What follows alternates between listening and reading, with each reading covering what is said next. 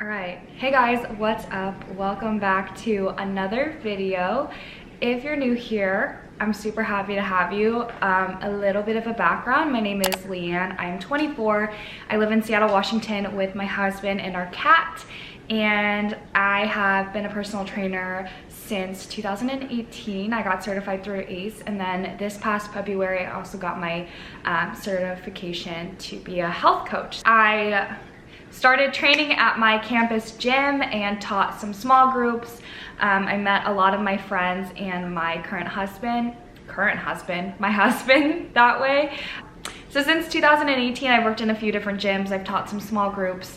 And then in February, I started my own online coaching business. So it's called the Soul Method LLC, Soul like the city. And it's been quite an adventure. I'm also working at a gym doing some admin work. And then I'm also training to be a kickboxing instructor. So fitness has been a huge part of my life ever since I stepped into the gym in 2016. I do have a video that goes more in depth on my fitness journey and kind of what that looked like. I'm struggling with mental health alongside fitness, all the insecurities that come with kind of just existing. But yeah, fitness has given me a lot, and a lot of my confidence I owe to what I've been able to accomplish in the gym. But over the years, especially at the beginning, I feel like there was way less good information out there, and I had a lot of, I don't really want to say mistakes, a lot of, let's call them opportunities for growth and learning, right?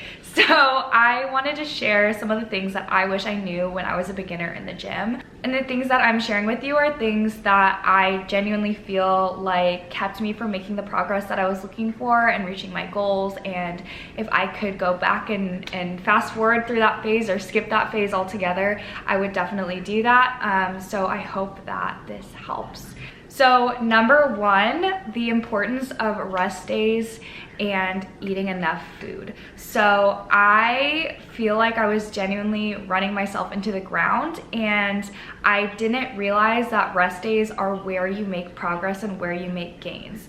And eating enough food to support the training that you're doing, that's where you make progress, that's where you make gains. So yeah, when you're training, especially if you're doing like hypertrophy style training where you're putting a lot of stress on your muscles, you're really damaging that tissue, it's really important to have that rest afterwards so that your body can repair itself and continue to grow and adapt. And this kind of goes into the next point, where lifting and working out definitely feels like a mental stress relief, but you have to remember that you're putting literal physical stress on your body. Using the gym as like a coping mechanism to get through like other stressors in your life, I think it can be good and okay. I think it's a great way to channel that energy into something productive. I wish that I was a little bit more aware of the fact that it is compounding with your mental stress and the stress of, you know, your job and your day-to-day life. So having that like adequate recovery is super, super important for a multitude of reasons. Next thing that I wish I knew is that extreme caffeine consumption is not a badge of honor.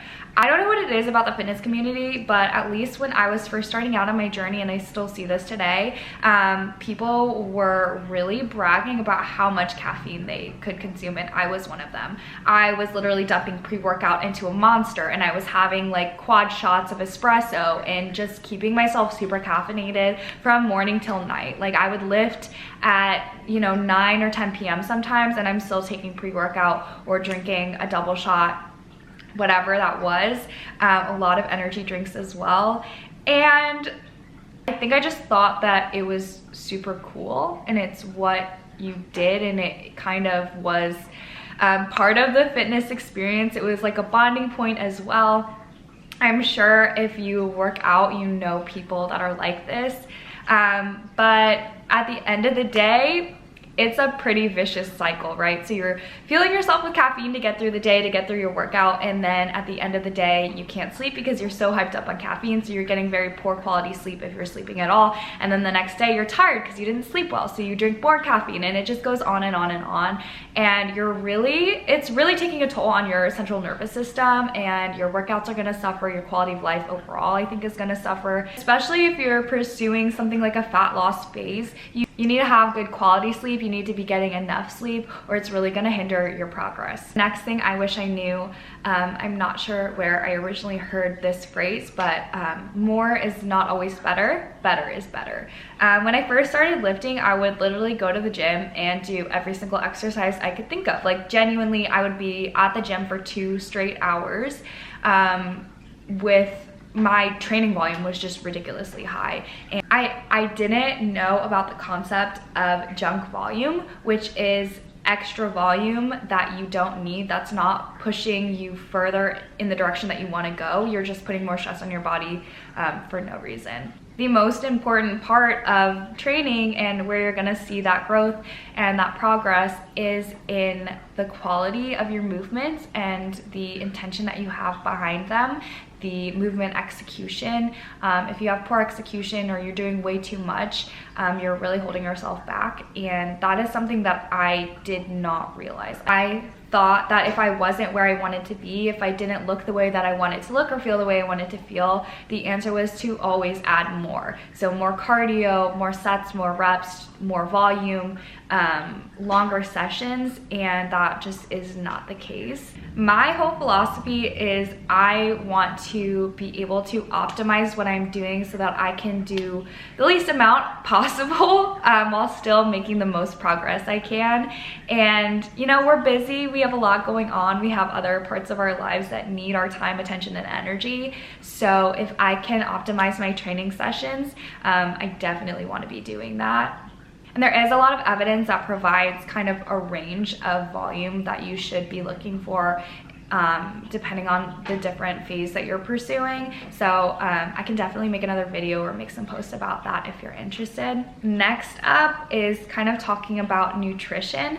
Get most of your calories or macros from nutrient-dense whole foods. So micronutrients matter too. If you were on fitness Instagram or YouTube during the If It Fits Your Macros phase that kind of took over in like the 2010s, we were eating such nightmare-worthy concoctions. Like I was eating a lot of foods that had a really high sugar alcohol content, which was causing a lot of bloating. I was just eating like a whole bunch of Fiber One bars and protein bars all the time, and most of my diet was processed food.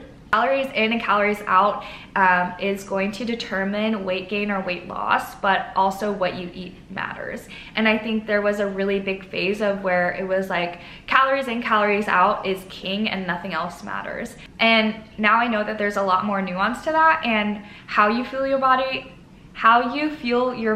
and where you're getting your macros from does matter too. So what that application looked like in my actual day-to-day life, instead of trying to immediately cut out processed foods or focus on eating less of the things that I was craving, I focused on adding more fruits, more vegetables, more water into my meals and my day-to-day diet. And I found that this approach was really helpful for my mindset, where I didn't feel like I was depriving myself and I had to make a lot of sacrifices. And overall, my mental health got so much better.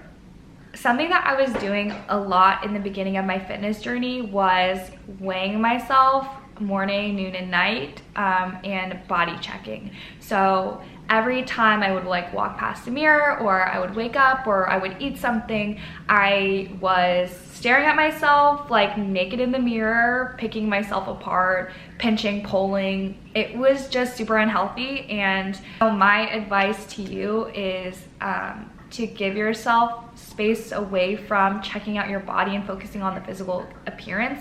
And I shifted my mindset into focusing on what my body was capable and what I was achieving that had nothing to do with the way that I looked. So I'm a huge fan and advocate for non